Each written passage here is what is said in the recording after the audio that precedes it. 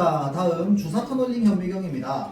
자, 주사 터널링 현미경에서는 끝이 첨예한 금속 탐침이 있고요. 그 다음에 도체 또는 반도체 시료 표면에 간에 도체 또는 반도체 시료 표면 간에 적당한 전압을 걸어주고, 자, 그 둘 간의 거리를 좁히는데요.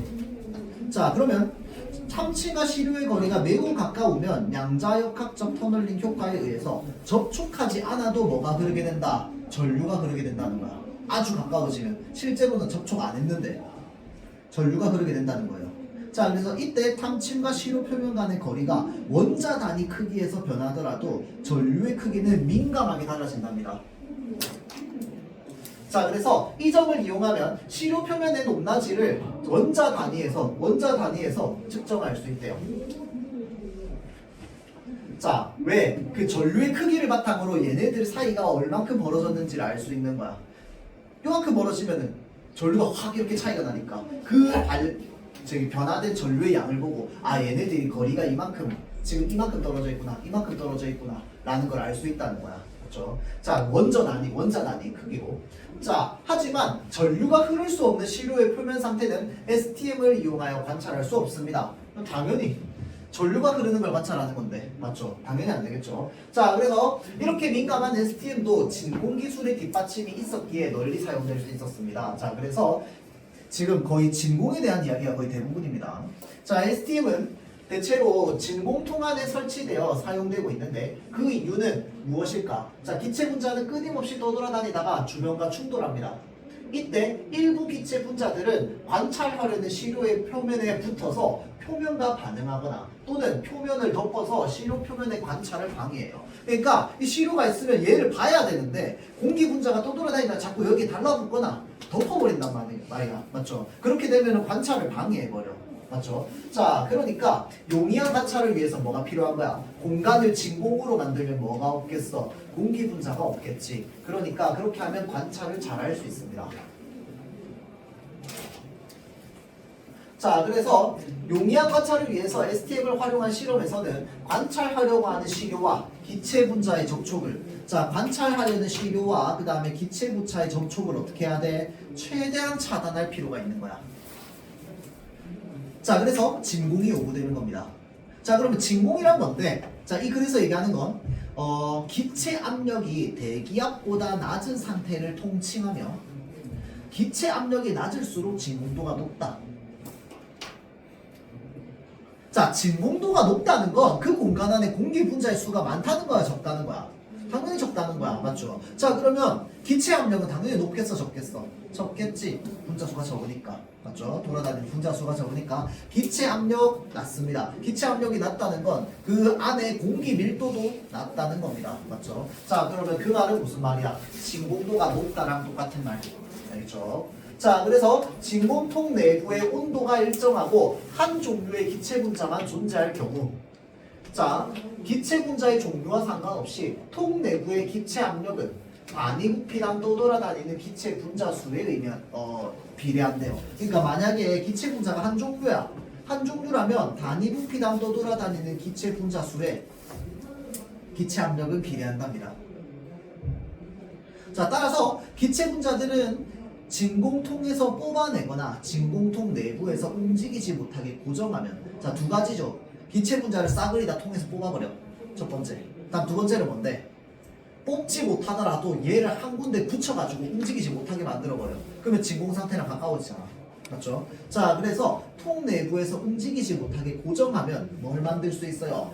움직이는, 그러니까 돌아다니는 기체 분자의 수를 낮출 수 있습니다. 돌아다니는 기체 분자의 수가 낮아진다는 건 뭐가 낮아진다는 거? 기체 압력이 낮아진다는 거. 기체 압력이 낮아진다는 건 뭐가 높아지는 거? 진공도가 높아지는 거. 그렇죠? 자, 그래서 진공통 내부의 기체 압력을 낮출 수 있다. 그 말은 뭐야? 진공 같은 공간을 더 많이 만들 수 있다. 더 진공스러운 공간을 만들 수 있다. 자, 그래서 STM을 활용하는 실험에서 어느 정도의 진공도가 요구되는지를 이해하기 위해서는 뭐가 필요하대요? 단분자층 형성 시간의 개념을 이해할 필요가 있대요. 자, 진공통 내부에서 떠돌아다니던 기체 분자들이 관찰하려는 시료의 표면에 달라붙어. 자, 자, 물어볼게요. 관찰하려는 시료의 표면에 달라붙어 관찰에 방해돼, 방해 안 돼? 방해돼. 자, 그러면 달라붙는다는 건 방해 요소가 많아진다는 뜻입니다. 알겠죠? 자, 시료의 표면에 달라붙어 한 층의 막을 형성하기까지. 막을 형성하면 이제 그때부터는 관찰돼, 안 돼? 안 돼. 관찰 불가능 상태야. 맞죠? 자, 그러니까 한 층의 막을 형성한다라고 하는 건 관찰 불가능 상태로 간다는 겁니다. 덮어버린다라고 했잖아, 아까 문단에서. 그게 한 층의 막을 형성한다는 거야. 그러니까 시료의 표면에 달라붙어서 한 층의 막을 형성하기까지의 뭐 하는 거, 걸리는 시간을 뭐라고 한다고? 단분자층 형성 시간이라고 한대요. 자, 그러면 단분자층 형성 시간이 높아야 관찰 오래, 작아야 관찰 오래? 높아야 관찰을 오래 할 수 있어. 맞죠? 자, 이 시간은 시료의 표면과 충돌한 기체 분자들이 표면에 달라붙을 확률이 클수록, 자, 표면에 달라붙을 확률이 클수록 단위 면적당 기체 분자의 충돌 빈도가 높을수록 뭐해? 짧은 거. 당연한 이야기야, 생각해보면. 맞죠? 그러니까 예를 들어서 그 공간에 기체 분자의 수가 많아. 그러면 이 표면에 달라붙을 수 있는 확률이 높겠지. 그러면 뭐야? 단분자층 시간 형성 시간은 짧아지겠죠. 맞죠? 아주 빨리 형성이 만들어져 버리는 거야. 형성이 돼버리는 거야. 또 단위 면적당 기체 분자의 충돌 빈수가 많아. 예를 들어서 뭐 온도가 높아서, 뭐 물론 온도가 고정되어 있다고는 하지만, 예를 들어서 온도가 높아서 이 분자의 움직임 속도가 빨라져. 그러면 더 빨리 달라붙겠지. 그러면 더 빨리 형성될 거야. 맞죠? 자, 그래서 단위 면적당 기체 분자들의 충돌 빈도가 빈도가 높을수록 시간은 짧아져요. 빨리 막을 형성해 버릴 테니까. 빨리 막을 형성해 버리면 관찰 못해. 맞죠? 또한 기체 운동론에 따르면 고정된 온도에서 기체 분자의 질량이 크거나, 자, 고정된 온도에서 기체 분자의 질량이 크거나 기체의 압력이 낮을수록 단분자층 형성 시간은 길대요. 자, 기체 분자의 질량이 크면 운동량은 좀 떨어지겠다, 그렇죠? 자, 그래서 또 기체 압력이 낮다는 건 무슨 말이야? 그 공간에 기체 분자 수가 작다는, 움직이고 있는 기체 분자의 수가 작다는 거야. 맞죠? 자, 움직이고 있는 기체 분자의 수가 작으면 당연히 어떻게 되겠어? 단분자층 형성 시간은 오래 걸리겠지. 한 층의 막을 만드는 데까지 시간이 오래 걸리겠지. 거기에 도는 움직이고 있는 공기 분자 수가 작으면 오래 걸리겠죠. 그러니까 뭐가 필요한 거야? 진공 상태를 최대한 오래만 유지할 수 있는 기술이 필요한 거야. 자, 그래서 그러면 진공 상태를 오래 유지할수록 뭐가 되겠어? 단분자층 형성 시간은 점점점 길어지겠지. 맞죠? 평생 진공의 상태로 있을 수 없으니까. 맞죠? 자, 그래서 가령 질소의 경우 20도 그 다음에 760토르 대기압에서 단분자층 형성 시간은 3 곱하기 10의 마이너스 9제곱초래요. 자, 그런데 이제 같은 온도에서 압력이 10의 마이너스 9승 토르로 낮아지면 대략 뭐가 된대요? 2500초 증가하게 된답니다. 그 말은 무슨 말이야? 관찰 가능 시간이 2500초 증가한다는 거야.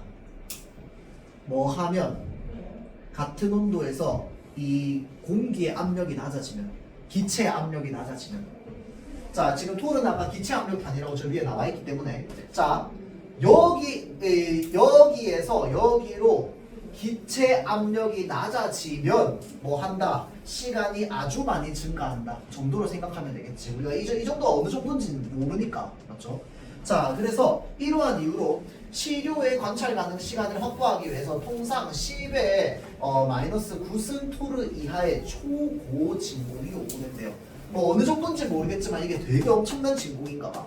이 정도면 안에 뭐 공기 분자가 손에 꼽을 정도로 적은가 보지. 맞죠? 자, 그러니까 아주 초고 진공이 요구된대요. 까지가 이제 뭐냐면 이제 진공이 왜 요구되는지랑 그 다음에 어느 정도 진공이 요구되는지까지야. 그렇죠? 자, 초고진공이 요구되는 이유는 뭐야? 단분자층 형성 시간을 뭐하게 만들기 위해서? 길게 만들기 위해서. 자, 초고진공을 얻기 위해서 스피터 이온 펌프가 널리 쓰인답니다. 그러니까 이제는 뭐냐면 초고진공 상태를 어떻게 만드는가? 자, 스피터 이온 펌프는 진공통 내부의 기체 분자가 펌프 내부로 유입되도록 진공통과 연결하여 사용한답니다. 자, 그래서 스피터 이온 펌프는 연구 자석, 금속 재질의 속이 뚫린 원통 모양, 그리고 양극, 타이타늄으로 만든 판 형태의 음극으로 구성되어 있대요. 이 옆에 그림 보면 다 아는 거야. 그렇죠? 자, 저기 뭐냐. 자석 때문에 생기는 자기장이 원통 모양 양극의 축 모양으로 걸려 있고, 양극과 음극 간에는, 자, 여기서부터 양극과 음극 간에는 뭐가? 고전압이 걸려 있습니다. 전압이 걸려 있어요. 자, 전압이 걸려 있으면 뭐도 발생해? 자기장도 발생해. 맞죠? 자, 그래서 양극과 음극 간에 걸린 고전압의 영향으로 음극에서 방출된 전자는, 그러니까 고전압이 걸려 있다 보니까 전자가 튀어나왔나 봐. 맞죠?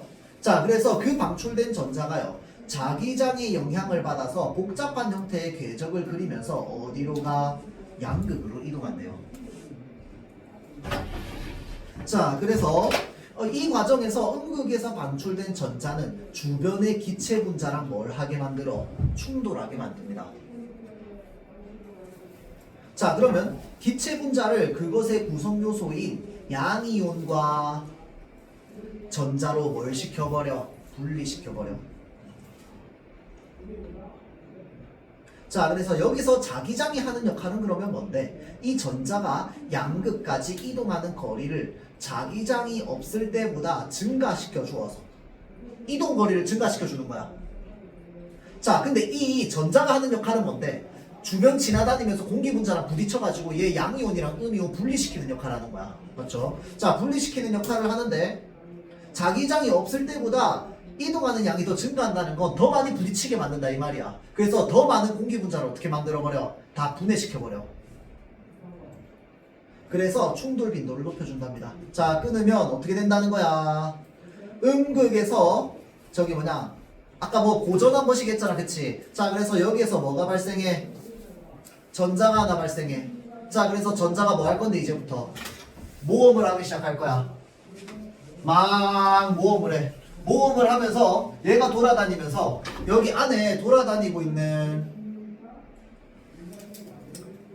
어떤 공기 분자 하나 있고요. A 공기 분자 하나 있고요. B 공기 분자 하나 있습니다. 얘도 지금 원자 여기 있고 전자가 이렇게 있어요. 전자가 돌아다녀. 전자 돌아다니다가 A 공기 분자랑 빵 부딪혀. 그럼 얘가 어떻게 만들어버려? 전자 따로, 양이온 따로 분해시켜버려. 그럼 얘를 분해시키는 순간 얘는 공기 분자가 돼? 안 되잖아. 맞지? 그러니까 공기 분자를 분해해가지고 공기가 아니게 만들어버리는 거야. 맞죠? 그러면 뭘 만들 수 있어? 진공을 만들 수 있어. 맞죠? 자, 그래서 전자 분자 여기서 발생했잖아. 고전압 때문에 여기서 전자 발생했다며. 음극에서 이 양쪽에 음극이잖아. 음극에서 발생해. 진공만을 돌아. 공기장에 빵 부딪혀. 그럼 얘를 양이온이랑 음이온으로 그러면 분리시켜버려. 자, 그래서 양이온이랑 음이온 분리시켜버려. 때려가지고. 그 다음에 또 돌아다녀. 얘를 만났어. 어떻게 해버려? 또 갖다 때려버려. 그럼 어떻게 돼? 양이온이랑 음이온 또 분리돼. 맞죠? 그럼 이제 더 이상 공기 분자 아닌 게 돼버려. 맞죠? 자, 그래서 돌아다니면서 뭐 해버리는 거야? 다 부수고 다니는 거야, 원자들. 맞죠?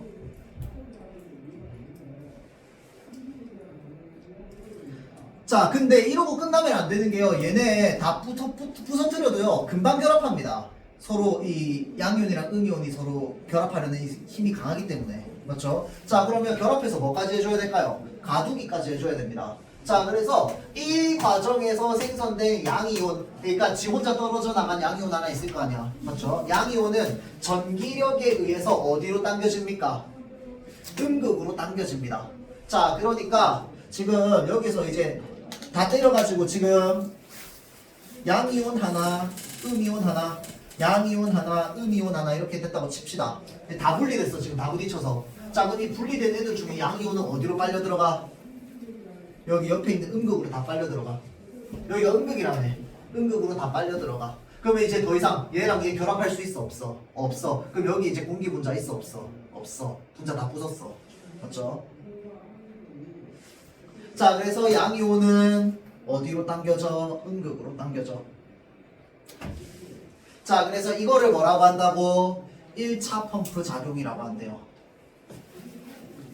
그러니까 전자로 다 때려가지고 양이온, 음이온 분리시키고 나서 양이온 다 뺏어가는 것까지가 1차 펌프 작용이야. 자, 다음 양이온이 음극에 충돌하게 되면 자 양이온이 여기에 충돌하게 되면 여기에서 뭐가 떨어져 나오느냐? 타이타늄이 떨어져 나온대요.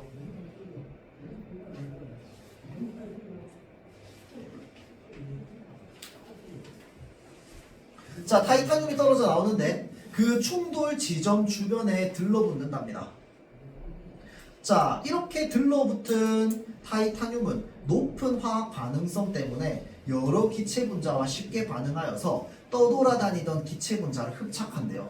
그러니까 전자가 돌아다니다가 모든 공기 분자랑 다 부딪힐 수는 없잖아. 맞죠? 그래서 몇 명이랑 부딪혀. 그래가지고 2명 부딪혀서 지금 이렇게 빨아들였어. 자, 양이온을 이렇게 빨아들이면 부딪히면서 뭐가 튀어나온다고? 타이타늄이 튀어나오는데 요거는 또 뭐야? 요 안에 붙어가지고 뭘 하는데? 다른 공기 분자를 막 끌어당겨가지고 흡착시킨대. 그러면 이 관 안에 최대한 돌아다니는 공기 분자의 수를 작게 만들 수 있습니다. 맞죠? 그 2차 청소를 하는 거야. 기체 분자를 또 흡착해. 그러면 이는 떠돌아다니는 기체 분자의 수를 뭐 하겠어? 당연히 줄어들이는 효과를 만들겠지. 그러면 진공도도 높아지겠죠. 이것을 뭐라고 한다고? 2차 퍼프 작용이라고 한다고. 그래서 1차랑 2차 작용을 전부 다 해가지고 뭐 하는데 초고진공 상태를 만들 수 있다는 거죠. 공기를 분자를 원자 단위로 이제 원자를 이제 양이온이랑 음이온으로 분리시키는 거, 부수는 거. 그 다음에 거기에 플러스 그것 때문에 발생한 이 물질을 가지고 공기 분자를 한 번 더 흡착까지 하는 거. 그렇죠? 그래서 최대한 공기 분자의 수를 작게 만드는 겁니다. 자, 그래서 여기서 지금 30번에 관찰 반응 시간이라고 되어 있는데 이게 결국은 관찰 반응 시간과 단분자층 형성 시간에 대한 관계만 알고 있으면 크게 뭐 어렵진 않습니다. 알겠죠? 자, 그 다음에 요거는 뒤로 바로 넘어갑시다. 32번.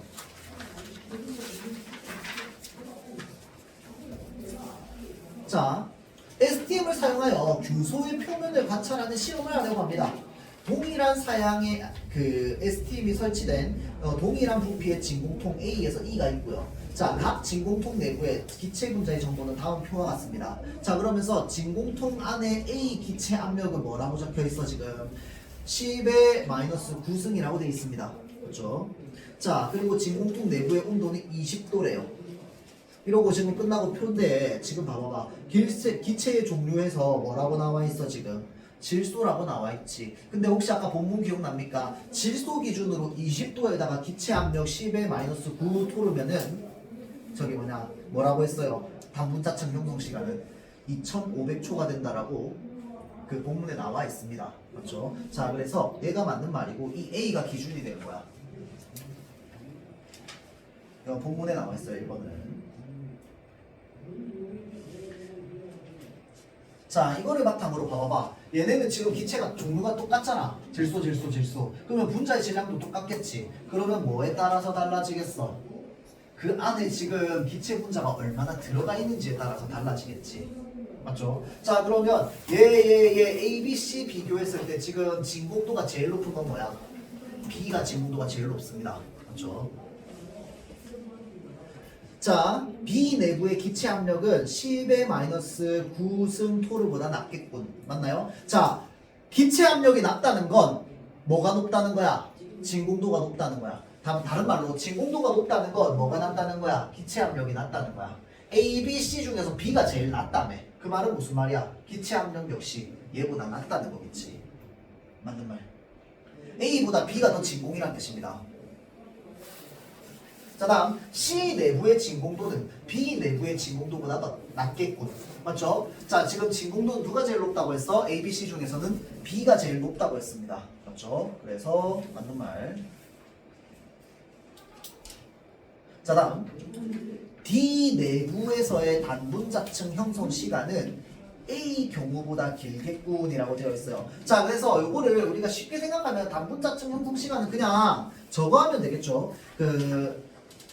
아까 나왔던 그 단위분 그 부피당 기체 분자 수, 그 다음에 분자의 질량, 요거로 생각하면 되는데 지금 뭐라? D와 A라고 비교되어 있잖아. 그치? D랑 A를 비교하면 뭘 비교해야 될까요? 얘랑 얘를 비교해야 됩니다. 그렇죠? 자, 그래서 지금 그거를 바탕으로 보자면 단분자층 형성 시간은 뭐 할수록 질량이 공기 분자의 질량이 크면 어떻게 된다고 했어요? 형성 시간은 길어진다고 아까 이야기했습니다. 자, 분자의 질량이 낮으면 단분자층 형성 시간은 짧습니다.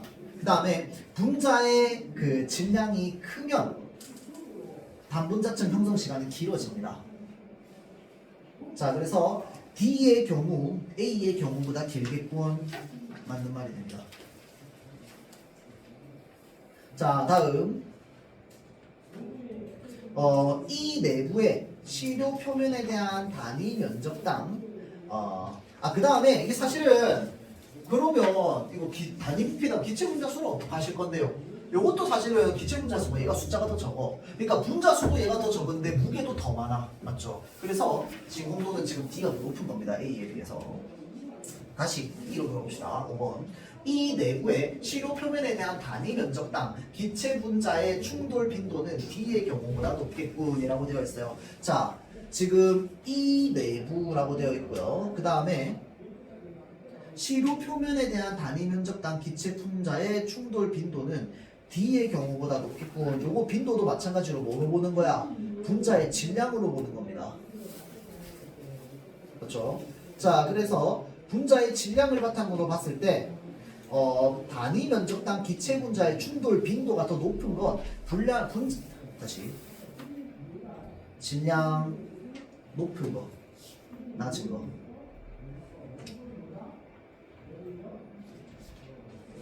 자, 질량 높은 거, 질량 낮은 거. 충돌 빈도는 높은 게 더 적고요.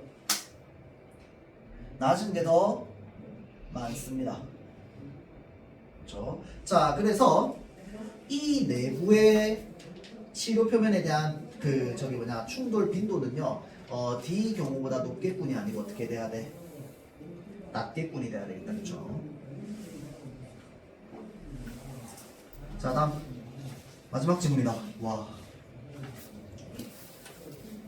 한 달 반 동안 해가지고 지금 토날 것 같다. 자, 공부한 여러분들 토나오겠죠. 자, 근대 도시의 삶의 양식은 많은 학자들의 관심을 끌어왔대요. 오랫동안 지배적인 관점으로 받아들여진 것은 삶의 양식 중 노동 양식에 주목하는 생산학파의 견해였습니다.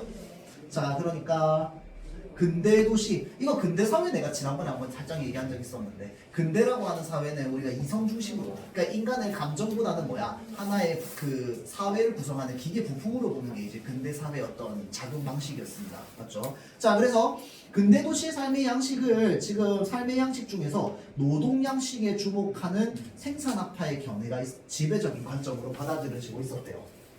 자, 그래서 생산학파는 산업혁명을 통해서 근대 도시 특유의 노동 양식이 형성되는 점에 관심을 기울였습니다. 자, 그들은 우선 새로운 테크놀로지를 갖춘 근대 생산 자체가 무엇을 만들었어? 대규모의 노동력을 각지로부터 무엇으로 끌어들였어? 도시로 끌어모으는 현상에 주목했습니다. 또한 다양한 습속이라고 하는 거 습관이 된 풍속을 말하는 거거든. 그러니까 사람마다 다 습관이 다를 거 아니야. 그 말은 무슨 말이냐면 결국은 다양한 개성을 가지고 있는 사람을 말하는 거야. 그런데 근대 사회에서 개성 인정돼? 안 돼? 안 돼. 다 똑같은 부품이어야 되거든. 자, 그래서 다양한 개성을 가지고 있는 사람들이 어떻게 대규모 기계의 리듬에 맞춰서 획일적으로 움직이는 노동자가 되었는지, 다양한 습속을 가지고 있는 사람들이 어떻게 이렇게 돼버렸는지 를 뭐 했다고? 탐구했다고. 자, 그래서 예를 들어 미셸 푸코는 노동자를 집단 규율에 맞춰서 금융 노동을 하는 유순한 몸으로 만들어. 이거 여러분들 이번에 10월 모의고사 친 거 있었는데 혹시 기억납니까? 생명 권력 모시기 해가지고 기억이 안 나요? 자, 여러분들 이번 모의고사 있었어요. 푸코가 어떻게 이제 사람들 근대 사회를 이제 부품으로 만들었는지. 자, 그래서 미셸 푸코는 집단 규율에 맞춰서 금융 노동을 하는 유순한 몸으로 우리를 만들었다는 거야. 그래서 착취하기 위해서 이미 어떤 훈육 전략이 동원되었는지에 대해서 연구했습니다. 자, 또한 생산학파는 노동자가 기계화된 노동으로 착취당하는 동안 자, 감각과 감성으로 체험하는 내면 세계를 뭐 해버려? 상실해버려. 그러니까 비판적 생각, 상상 뭐 이런 것들 못하게 합니다. 맞죠? 그래서 뭘로 만들어버려? 인간을 사물로 만들어버려. 그래서 그걸 고발했다고. 그래서 이렇게 보면 근대 도시는 어떤 쾌락과 환상도 끼어들지 못하는 거대한 뭐처럼 느껴져? 생산 기계인 것처럼 느껴진단 말이야. 이게 뭐냐면 생산학파의 의견이라는 거야. 그러니까 생산적 관점으로 보는 거야. 생산자의 관점. 생산자는 공급자잖아. 공급자의 관점으로 봤을 때 이 근대 사회를 뭘로 만들어버렸어? 다 규격화해가지고 하나의 기계 부품처럼 인간을 다 만들어버렸어. 인간의 내면 이런 거 다 무시해버리고. 자, 이에 대하여 소비학파는 다른 관점을 가지고 있었대요. 소비학파는요, 근대 도시인이 내면 세계를 상실한 사물로 전락한 것은 뭐 한다고? 아니라고 하면서. 그 말은 무슨 말이야? 네 말 틀렸다라고 얘기하는 거지. 자, 그러면서 생산학파를 비판하기 시작했대요. 예를 들어서 콜린 캠벨은 금욕주의 정신을 지닌 청교도들조차 뭘 하기 시작했다고? 소비 양식에서 자기 환상적 쾌락주의를 가지고 있었다고. 자, 그래서 결핍을 충족시키려는 욕망과 그 다음 실제로 욕망이 충족된 상태 사이에는 뭐가 존재해? 시간적 간극이 존재하는 거야. 이게 무슨 말이야? 내가 뭘 사고 싶어. 근데 이거 사려면 한 2달 돈 모아야 돼. 그러면 지금 결핍을 충족시키려는 욕망은 지금 내가 가지고 있어. 근데 이 욕망 실현 언제 돼? 2달 뒤에 되는 거야. 맞죠? 자, 그래서 시간적 간극이 생깁니다. 자, 그런데 근대도시 사회에서 이 간극이 좌절이 아니라 뭘로 바뀌는 거야? 오히려 욕망이 충족된 미래 상태에 대한 주관적 환상으로 자아내는 거야. 와, 나 저거 사고 들고 있으면 얼마나 기분 좋을까? 라고 하는 환상을 만들어내는 거야. 그러면서 나 뭐 하게 만들어? 나 일하게 만들어. 나 지금 여기 있잖아. 맞죠?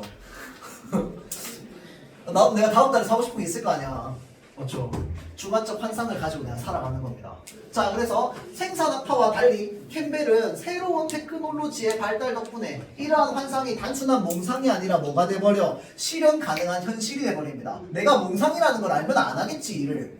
실현 가능한 현실이라고 생각하니까 일을 하고 있는 거야. 실현할 수 있을 것 같아서. 맞죠? 자, 그래서 그러한 기대를 불러일으킵니다. 그는 이러한 기대가 쾌락을 유발하여서 뭘 하게 만들었대요? 근대 소비 정신을 북돋았다고 긍정적으로 평가했답니다. 사람을 움직이게 만드는 요인이 됐다는 거야. 그렇죠?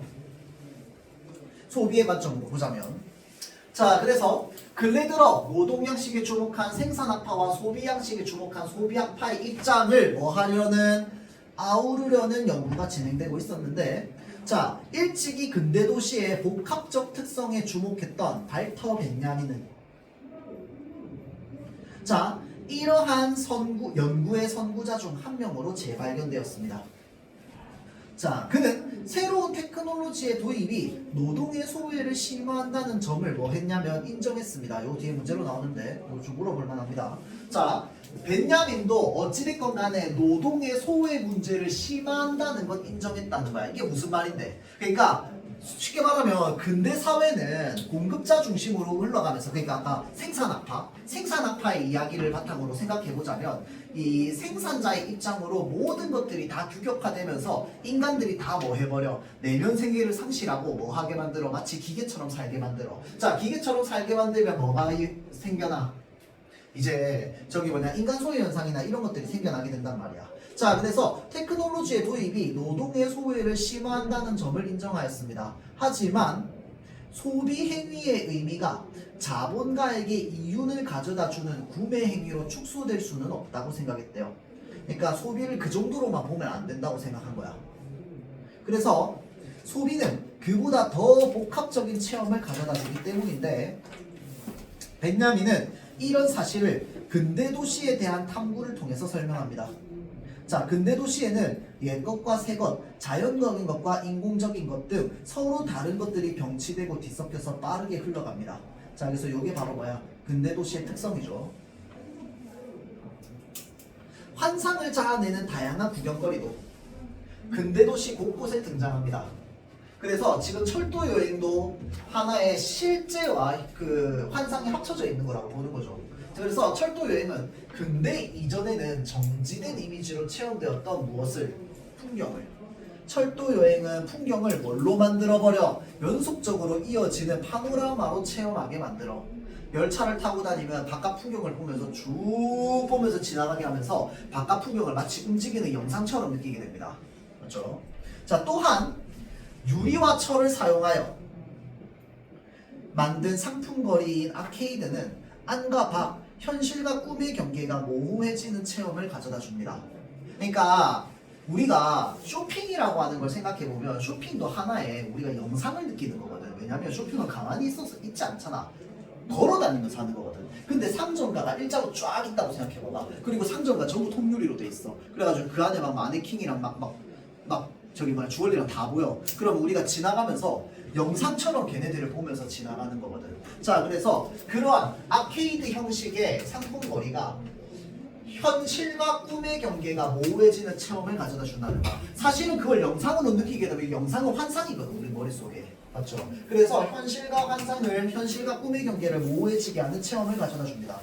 자, 그래서 벤야민은 이러한 체험이 근대 도시인에게 무엇을 가져다 준다? 충격을 가져다 준다고 보았대요. 그래서 또한 이러한 충격 체험을 통해서 새로운 감성과 감각이 일깨워진다고 이야기를 합니다. 이게 근대 사회의 특징이라는 거죠. 자, 그래서 벤야민은 근대 도시의 복합적 특성이 또 어디에서도 드러난다? 영화에서도 드러난다고 했어. 자, 지금 세 개째야. 첫 번째 뭐야? 철도 여행. 두 번째 아케이드. 세 번째 영화. 맞죠? 자, 그래서 영화라는 새로운 예술 형식에 드러난다고 주장했습니다. 자, 19세기 말에 등장한 신기한 구경거리였던 영화는 자, 벤야민에게 근대 도시의 작동 방식과 리듬에 상응하는 매체다 라고 생각했어요. 근대 사회가 작동하는 방식이랑 영화가 작동하는 방식이 똑같다고 본 거야. 자, 왜 똑같다고 봤느냐? 일단 영화는요, 지금은 아니에요. 지금은 아니고 과거에는 필름으로 만들었죠. 자, 그래서 조각난 필름이 일정한 속도로 흘러가면서 움직임을 만들어내는 거. 지금은 아니지만 예전엔 다 필름으로 만들었죠. 자, 그래서 조각난 필름이 일정한 속도로 흘러가는 게 마치 뭐 같은 거야? 우리가 열차 타고 가면서 지나가는 풍경 보는 거랑 똑같다는 거야. 그렇죠? 자, 그래서 움직임을 만들어낸다는 점에서 공장에서 컨베이어 벨트가 만들어내는 기계의 리듬을 떠올리게 합니다. 필름이 쫙 흘러가는데 그게 마치 뭐 같은 거야? 공장에서 컨베이어 벨트 돌아가는 것 같은 거야. 또한 관객이 아닌 카메라라는 기계장치 앞에서 뭐 해야 돼? 연기를 해야 돼. 배우나 또는 자신의 전문 분야에만 참여하는 스텝은 작품의 전체적인 모습을 파악하기 어렵게 됩니다. 그러니까 영화를 만드는 영화 주체 모든 사람들은 다 뭐야? 부품이야. 배우도 부품이고요. 뭐 조명 스텝도 부품이고요. 그 다음에 뭐 영상도 뭐 프로듀서도 부품이고 다 부품이거든. 그래서 전체 다 만들어진 건 언제 볼 수 있어? 영화가 완성돼야 볼 수 있습니다. 맞죠? 자, 그래서 각자 자신의 부품 같은 역할을 하는 거. 그래서 작품의 전체적인 작품 모습을 파악하기 어렵게 되는 거. 그게 마치 뭐 같은 거야? 분업화로 노동으로 소외되는 근대 도시인의 모습이 어디에서 드러나? 제작 과정에서 드러난다고. 자, 하지만 영화는 일종의 충격 체험을 통해서 근대 도시인에게 새로운 감성과 감각을 불러일으키는 매체이기도 하답니다. 그래서 예측 불가능한 이미지의 연쇄로 이루어진 영화를 체험하는 것. 그러니까 우리가 영화를 본다라고 하는 영화를 감상자 입장으로 보자면 감상자 입장에서 내가 처음 보는 영화인데 뒷내용이 뭐가 나올지 몰라. 맞죠? 그러니까 예측 불가능한 이미지의 연쇄로 이루어진 영화를 체험하는 것. 이질적인 대상들이 복잡하고 불규칙하게 뒤섞여 있는 근대 도시의 일상 체험이랑 유사한 거야. 자, 그래서 서로 다른 시공간의 연결. 그 다음에 카메라가 움직일 때마다 변화하는 시점, 느린 화면과 빠른 화면의 교차, 이런 것들은 전부 뭐야? 영화의 특징이지. 자, 그래서 이러한 영화의 형식 원리는요, 우리에게 무엇을 가져다 준다? 정신적 충격을 가져다 준다는 거야. 왜냐하면 현실이랑 다르잖아. 현실과 다른 것이 우리 눈 안으로 들어오고 있는 거야. 그래서 영화는 보통 사람의 육안이라고 하는 감각적 지각의 정상적 범위를 넘어선 눈으로 볼 수 있는 감각적 지각의 정상적 범위를 넘어선 체험을 우리에게 가져다 줍니다. 자, 그래서 벤야민은 이러한 충격 체험을 환각, 그 다음에 꿈의 체험에 빗대어서 뭐라고 얘기했느냐? 시각적 무의식이라고 얘기했습니다. 자, 그래서 관객은 영화가 제공하는 시각적 무의식을 뭐 하는 거다? 체험함으로써 일상적 공간에 대한 새로운 의미를 발견하게 된다 라고 이야기를 한 거죠. 그리고 영화관에 모인 관객은 이러한 체험을 집단적으로 공유하면서 동시에 개인적인 꿈의 세계를 향유합니다. 자, 그러니까 이 현실이라고 하는 이 영화관이라는 공간에서 각자 다 뭘 느끼고 있는 거야? 환상, 꿈을 느끼고 있는 거야. 꿈을 체험하고 있는 거죠. 자, 그래서 근대도시와 영화의 체험에 대한 이제 벤야민의 견해는 생산학파와 소비학파를 모두 포괄할 수 있는, 소비학파는 뭐야? 우리가 어떤 환상이나 꿈을 가지고 이제 소비를 통해서 환상이나 꿈으로 이제 도달한다는 거. 그 다음에 생산학파는 뭐겠어? 공장 부품처럼 막 돌아가는 거. 영화 제작 과정에서 막 뭐가 만들어지고 사람들은 각자 자기 하는 분업화해가지고 자기 하는 일만 하고 있고, 그게 생산학파의 어떤 내용이겠죠. 소비학파는 뭐야? 꿈과 뭐 그 다음에 환상, 체험 이런 것들이겠지. 자, 그래서 그런 것들을 포괄할 수 있는 이론적 단초를 제공합니다. 자, 그래서 벤야민은 근대 도시인이 사물안의 노동자이지만 그 자체로 내면 세계를 지니는 꿈꾸는 자이기도 하다는 거야. 그게 이제 사물안의 노동자는 소비학파의 의견, 소비학파의 의견 내면 세계를 지니고 있는 꿈꾸는 자, 이렇게 되겠죠. 자, 그래서 발터 벤야민이 말한 근대 도시는 착취의 사물 세계와 꿈의 주체가 교차하는 복합 공간입니다. 자, 그래서 벤야민의 견해는 근대 도시에 대한 일면적인 시선을 바로잡는데 도움을 준다고 되어 있죠. 그래서 요거 여러분들 지금 시간이 없어가지고 문제는 못 볼 것 같고, 요 우리 다음 시간 보기 전까지 요 시간이 얼마나 여러분들이 있을지 모르겠어요. 이걸 볼 수 있는 시간이. 근데 이제 물리적으로 봤을 때 여러분들 일단 사회독은 일단 되어 있어야 돼, 최소. 아니야? 학교에서 한번 봐. 학원에서 나랑 다 같이 한번 봐. 아니, 3회독이겠구나. 그 다음에 여러분들이 따로 숙제로 풀라고 했었다며. 그럼 3번이면 최소 3회독은 되어 있는 거야, 지금. 물리적으로는 그게 되어 있어야 되잖아. 맞죠? 그리고 남아있는 시간 동안 한 번씩이라도 더 지문들. 이제 지금 시간엔 여러분들 문제는 딱히 볼 필요 없습니다. 알겠죠? 3번까지 풀어봤다면. 알겠죠? 지문에 좀 집중해가지고 지문 최대한 좀 많이 상세하게 공부해 봅시다. 그랬어요.